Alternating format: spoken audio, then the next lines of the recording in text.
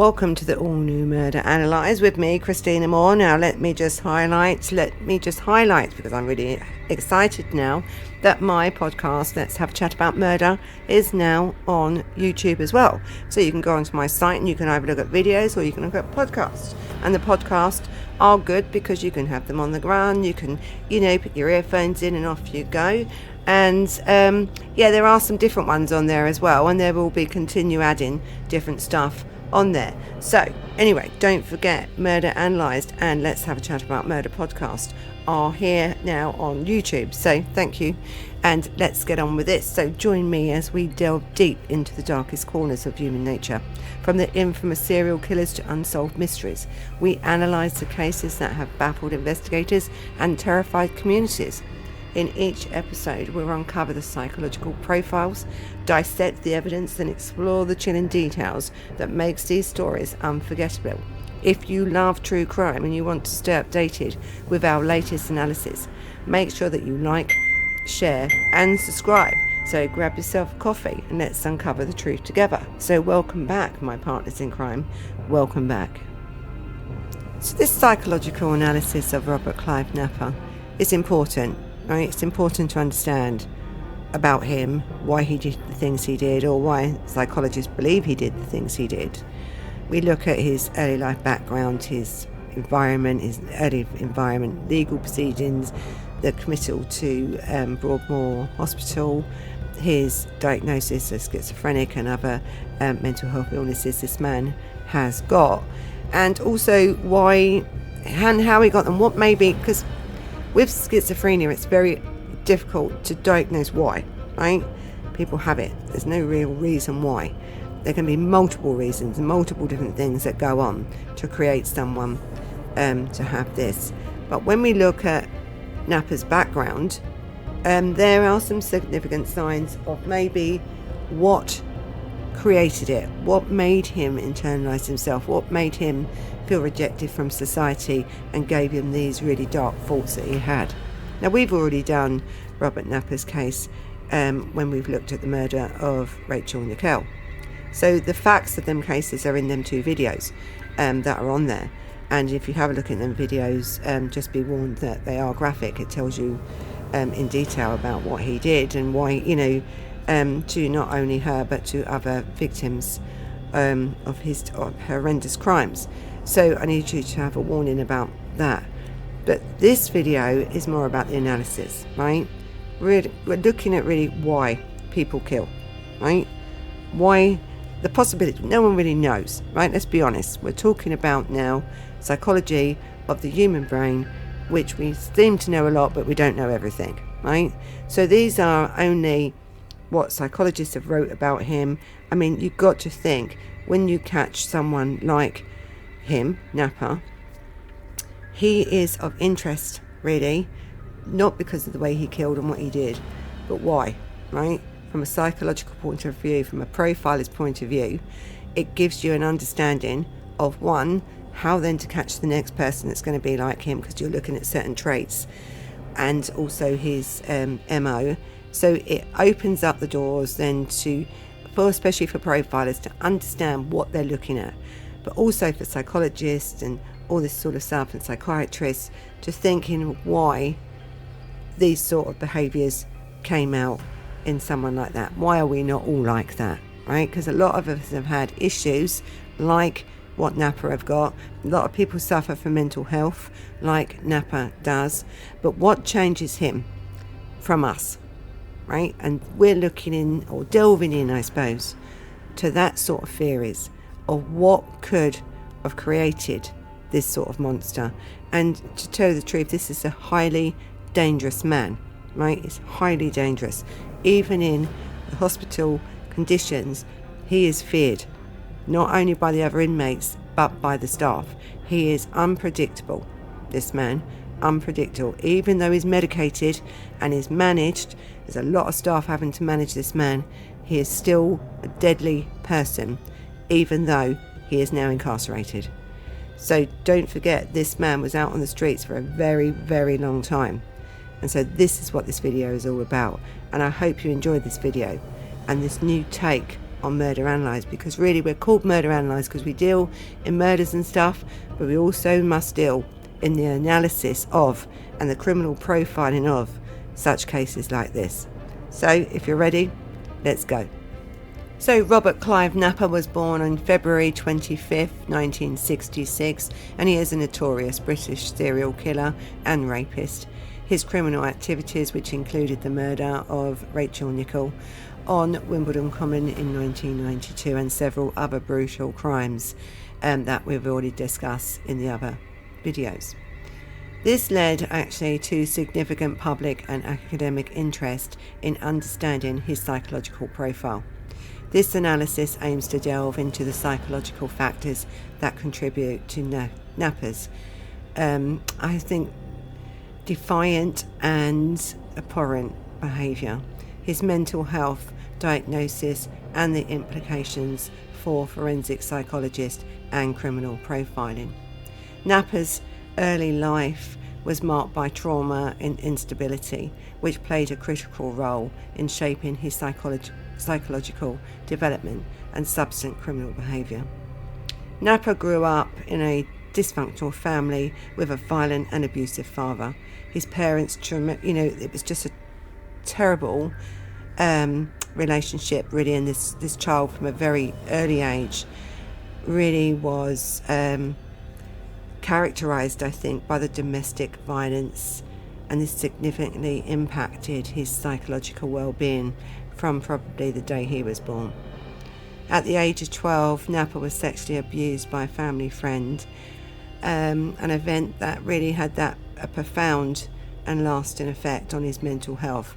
And this is where they believe that trauma created this the schizophrenia side of it to come out. After that, following this abuse, Napper became increasingly withdrawn from society. He isolated himself and struggled from, I suppose, a meaningful relationship, and often exhibited bizarre and antisocial behaviour, and this sort of also then alienated him again from his peers. So from this one incident of where he was abused at the age of 12, literally transformed this boy's life from a very early age. But there were clear signs after that. But when these signs were left, no one intervened. There was no help for this lad. This is why they believe that the Napper then, because he isolated himself, he became indrawn into himself, he withdrew from society as a whole, really, and that's when, even at that age, he became quite a dangerous person. And when we look at his educational struggles, I think, stemming from this incident and from the background of domestic violence within the home, Napper really had difficulties in both school, academically and socially. He didn't fit in. He was picked on and bullied because of his way, and he was sort of in his own world. He couldn't fit in, and also because, I think, of all the thoughts and stuff that were going through his mind even at a young age, and it's been proven now that many children do suffer from schizophrenia. People used to think it was more of something that happened around 15, 16, 17 for some reason, early sort of teens to late teens. It's now been highlighted that it can come very young, and not everyone that's been diagnosed with schizophrenia young has been abused or whatever. So that's what I'm saying. Schizophrenia is not an easy one to diagnose, but in Napper's case, it is the one that really overwhelmed his brain. It overwhelmed him, the thoughts, the dark thoughts and stuff that was going on in his brain because of this first incident at 12. Then you're expecting these kids to go to school when they're coming out of an environment of domestic violence and abuse and everything else. We're expecting these kids to go to school and fit in and be academically sound and fit in socially. It just doesn't work. So this made it more difficult for him because he stood out then, right? He stood out even more than he did before. And I think That's then where this real isolation started to come. He didn't fit in, he wasn't supported in education, he wasn't supported at home, he wasn't supported in his community, so he then isolated himself, and that's where he felt safe. But as that manifested, this internal anger, hatred, distorted view of the world then became his reality. And really the end result of his early childhood is what he ended up becoming. And a terrible, one of the most ruthless killers, really a demented man, deadly, dangerous man that I think the UK has ever seen. So let's talk about his mental health diagnosis and really the incarceration of him. So following his arrest, Napper was subjected to extensive psychological evaluations that led to a critical diagnosis of paranoid schizophrenia, a severe mental health disorder characterized by delusions, hallucinations, and that really impaired his reality. Testing found that he has significantly influenced his criminal behaviour because of this, right? So as I said, this stems right back, I think, to his upbringing in his family home, his issues at school and the bullying and everything that he felt there. But really what it really stems back to is that incident when he was 12 years old. This really then changed his whole mental outlook, I think, how he dealt with the world, how he dealt with himself. Because when you are diagnosed with schizophrenia, you then have to look at what then part of that illness or disease is affecting you like. And it is noted that he has hallucinations, both auditory and visual. So he's not only hearing dark voices and stuff, he's actually visualizing them as well. Anyone that suffers from schizophrenia has a terrible time, right? One, when their first diagnosis coming to terms with it because they don't understand what's going on, why they're hearing and seeing these things, right? Because they are so real to them, it's their reality. Then they do start to withdraw from life, because if they don't withdraw, everything in the outside world seems to be 10 times worse than what it would seem. They're so paranoid, so they think everyone's looking at them, an eye movement or anything, but people are not really probably even looking at them, but they feel this, they feel they're going to be hurt, they can feel something like that stops them going out. Schizophrenia, the diagnosis of schizophrenia is very difficult for people to cope with, let alone if you have a diagnosis like what Napper's had, where you can tell that would have literally transformed his whole life, right? This changed this person's life totally. It changed his personality. It changed every view that this man had ever held, even from a young child. This man is totally changed, and he is run by and driven by these voices or hallucinations that he is constantly seeing. It is terrible for these people that suffer with this sort of disease. Medication, yes, does help. There's also issues with medication, whether they continue to take them if they're actually diagnosed. Usually you'd have to have then an injection and stuff like that to keep them, but not all these medications work. They also have side effects.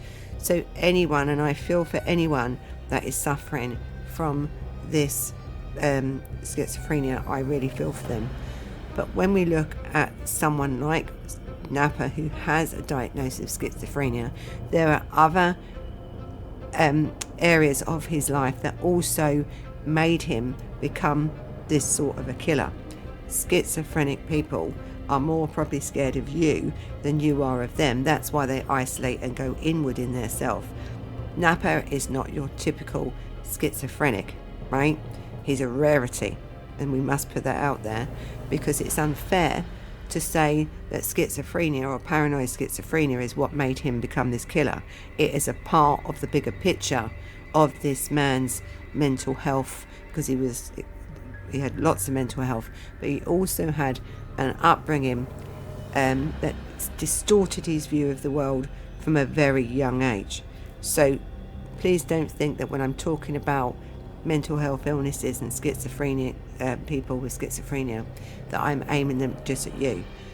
People with schizophrenia, as I say, and I'll continue to say it, are probably more frightened of you and would run from a situation rather than do what Napper did and sought out and hurt and murdered people, really, because I think in his brain that's what he was told to do. But he was left for many years from a very young child to suffer this sort of thing going on in his brain.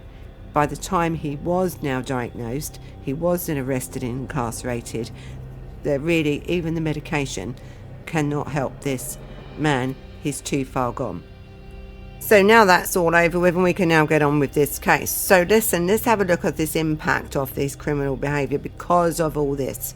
So the delusions and hallucinations associated with schizophrenia did play, in Napper's part, a significant role in his crimes. For instance, his belief in being persecuted, because that's what he believed, that everybody around him was persecuting him, might have fueled, they think, this is all theorist, by the way, might have fueled his violent outburst in this need to dominate his victims. Now that domination probably goes right back to where he was dominated as a 12-year-old child by the abuser.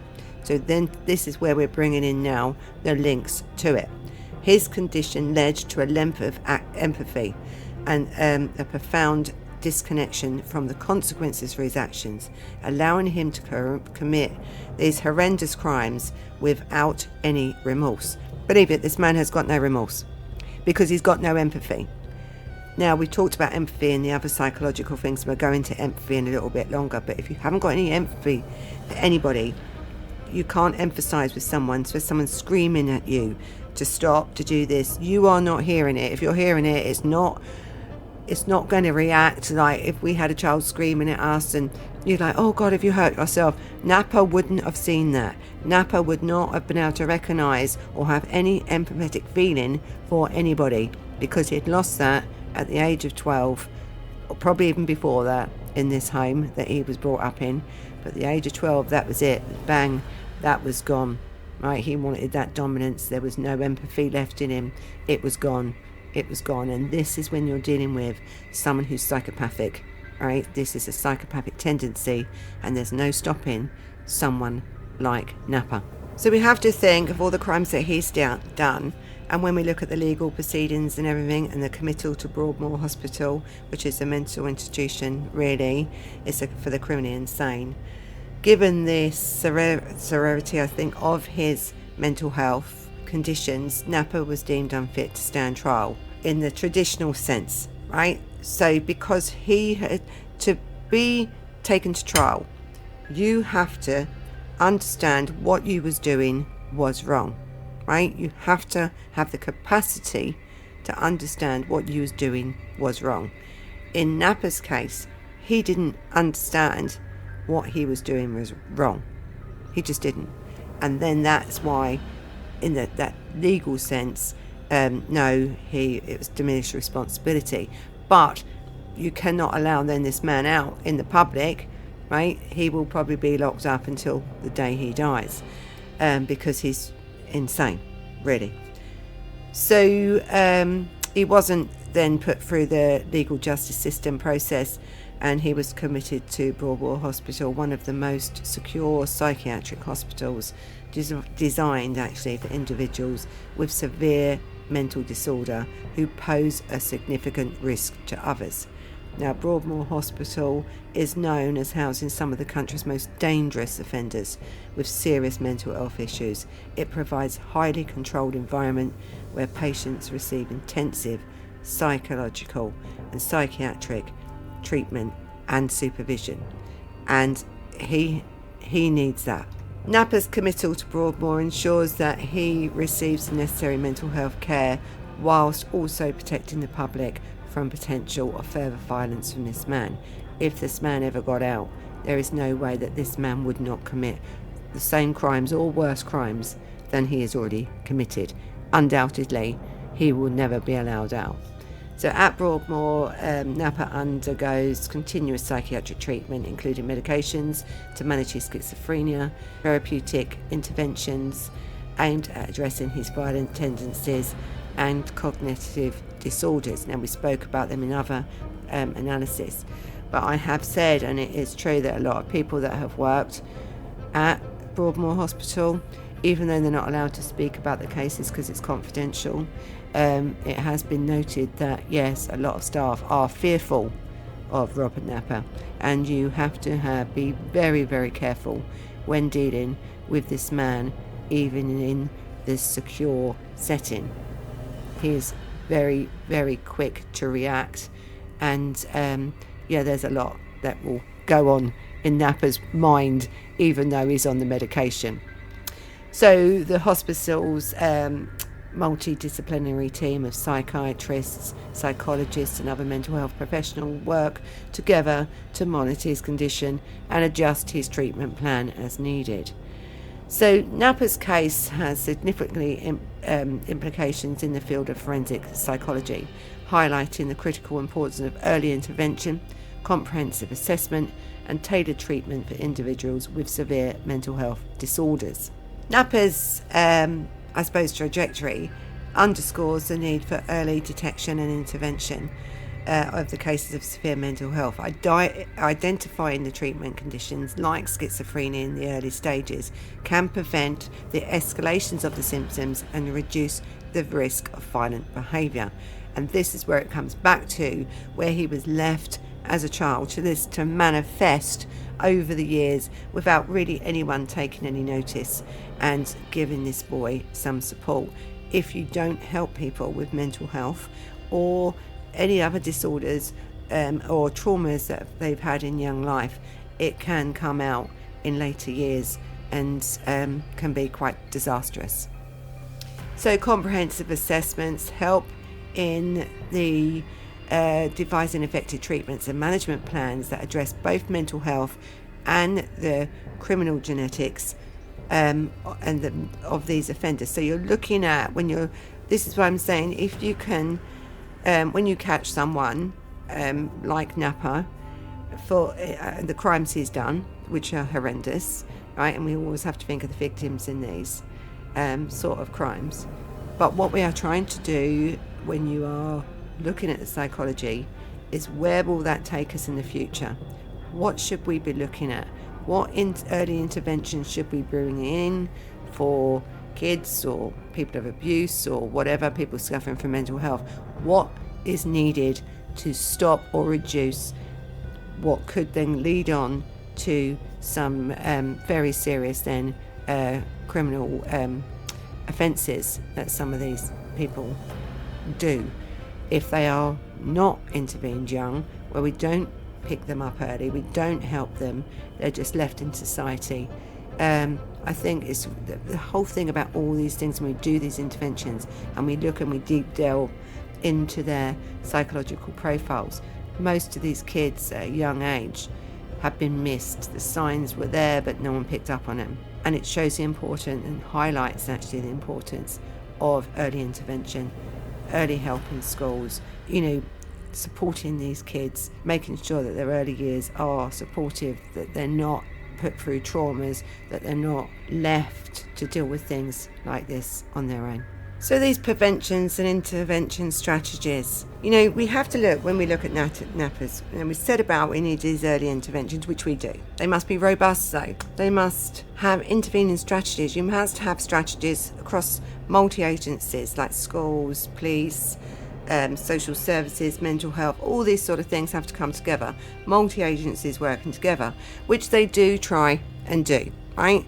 But we have funding cuts and everything else. But I think look at the results if we don't do that, right? This is the results of when we have kids that are in need of, and don't forget this boy was very young when this first started. So I think he was about 27 or whatever when he was really a killer, but he was a rapist before that. right? So, I mean, it was a Green Lane rapist, so I think they reckon it's about more than 90 people that he had assaulted in that time. So you've got to think, if there's any interventions, a lot of these incidents would have been solved. So this is a highly significant point of this case, is when we're looking at his crimes and why he's done these sort of crimes, but also it's about the failings, right? We must highlight the failings. And if we don't change them, and they haven't changed that much, to tell the truth, they say they're trying to get involved and we're trying to do it, but we have the biggest kids poverty actually in the UK in the last couple of years. It's just gone up multiple. Poverty creates other issues in the household, right?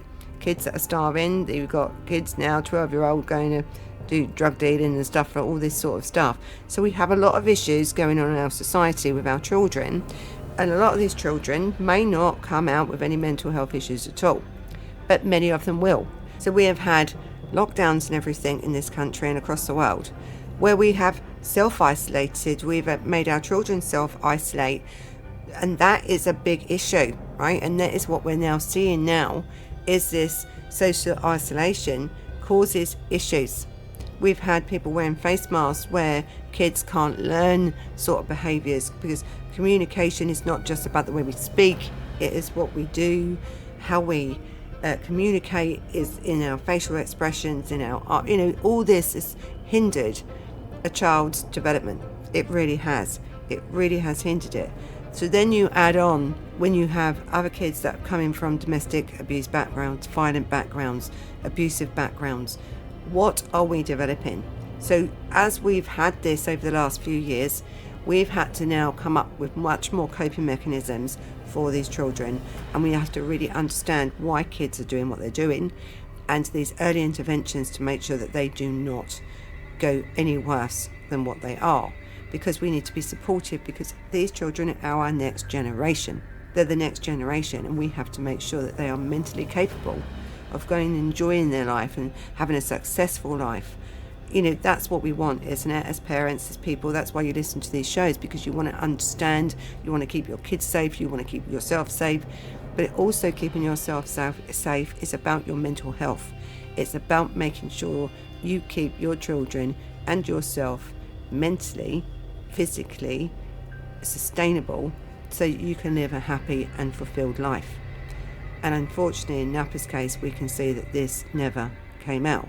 So what people have also looked through in Napper's case is about the risk assessment and management of such young children who go through these traumas, that can be helped, and that prevents and can be pushed out, not only in England but across the world.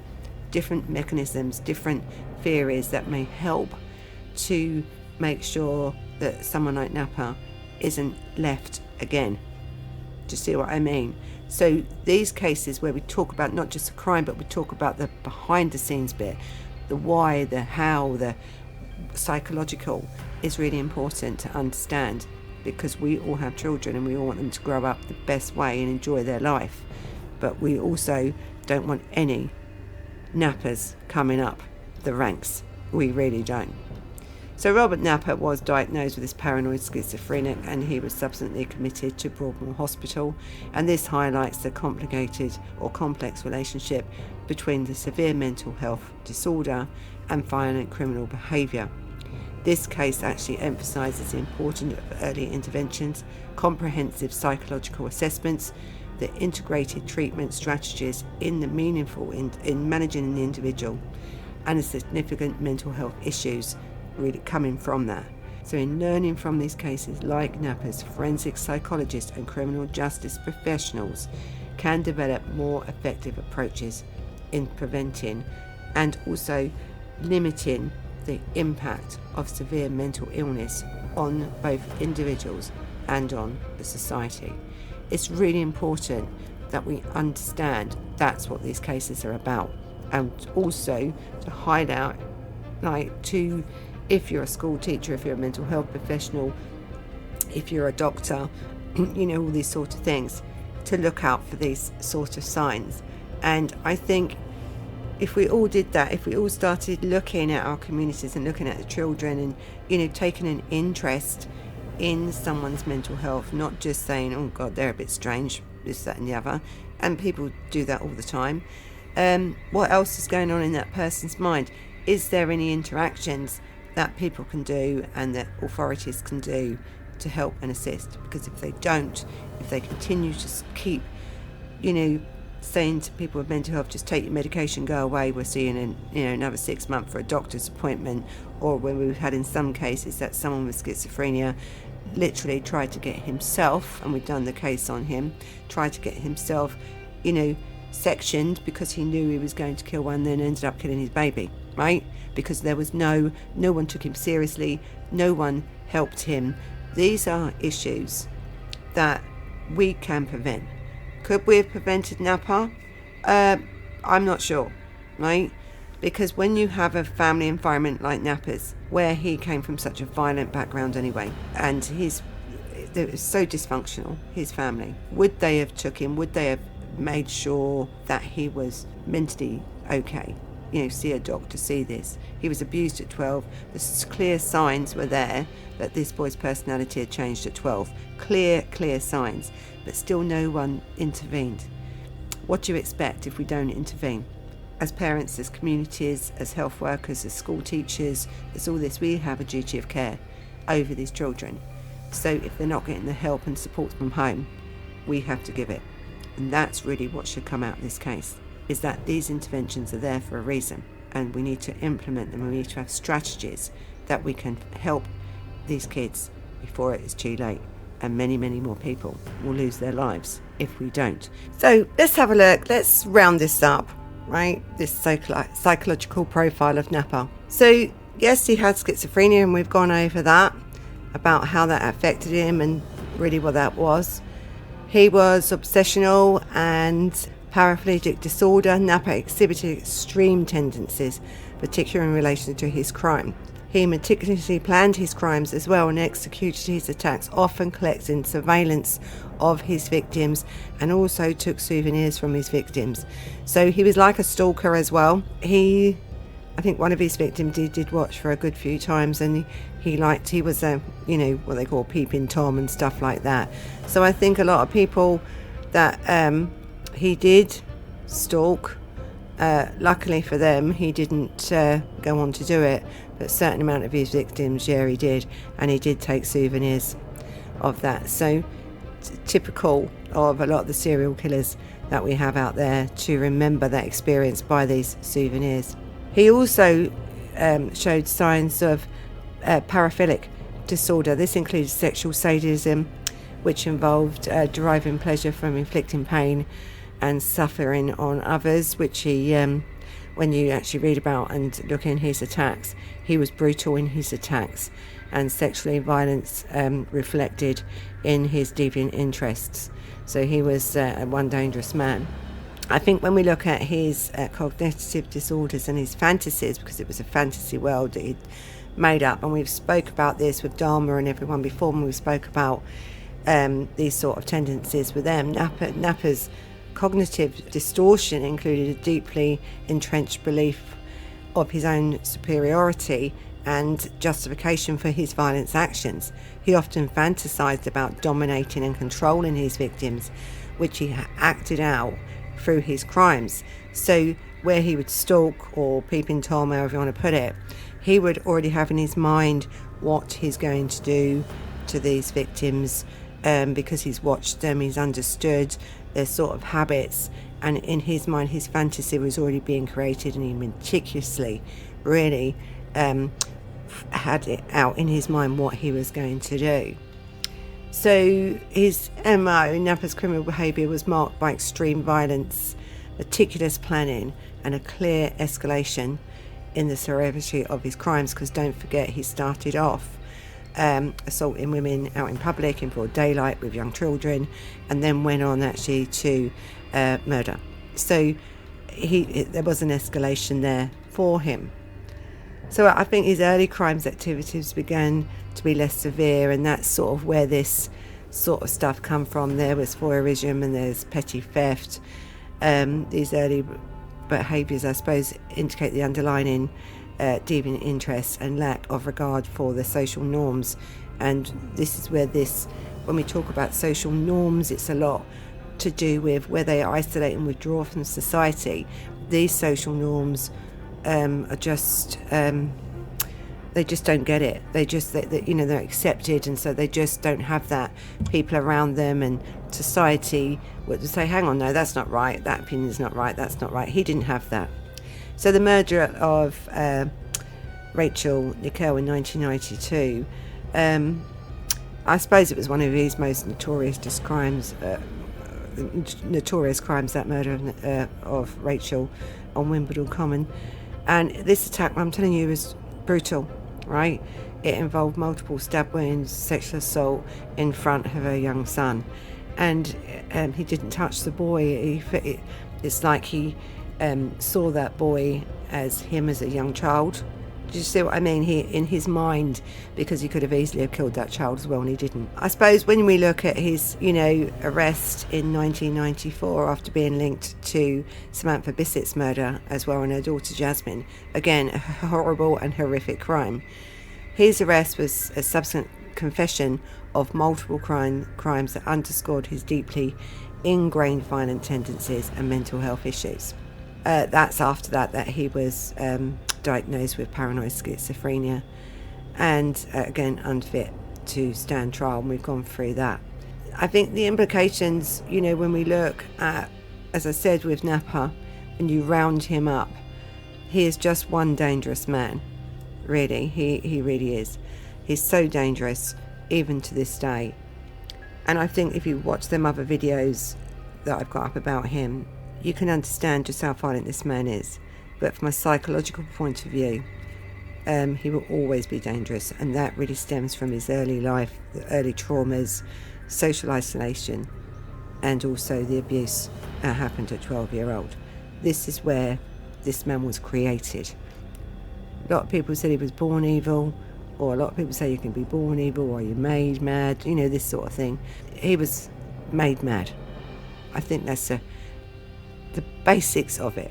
We're talking about someone that's so deranged, and the influences he had as a young child was left to create a monster. And really, that is the case of Clive Napper from a psychological point of view. So, thank you for watching. So you're pleased that we're back, and it's a little change, right? There are some changes going on, but we're still going to come out with some other crimes and stuff.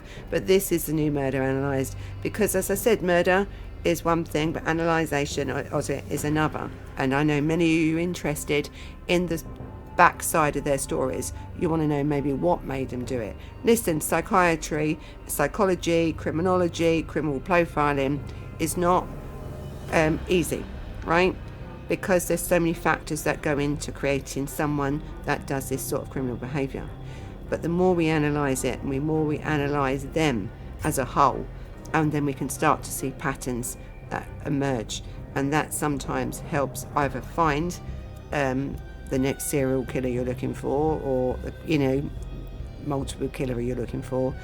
But more importantly, it helps to combat them before they actually get going, right?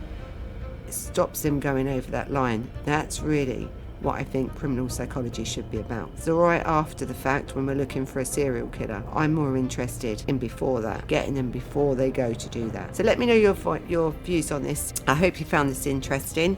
I love it, criminal psychology. I think it's really good, and we need to look at it more. And I've enjoyed doing these sort of cases. We'll still do some other ones. So you know what to do. Hit the like button. Hit the notification bell, because I always forget to say that. Hit the subscribe button, and make sure you keep watching. See you soon. Bye for now.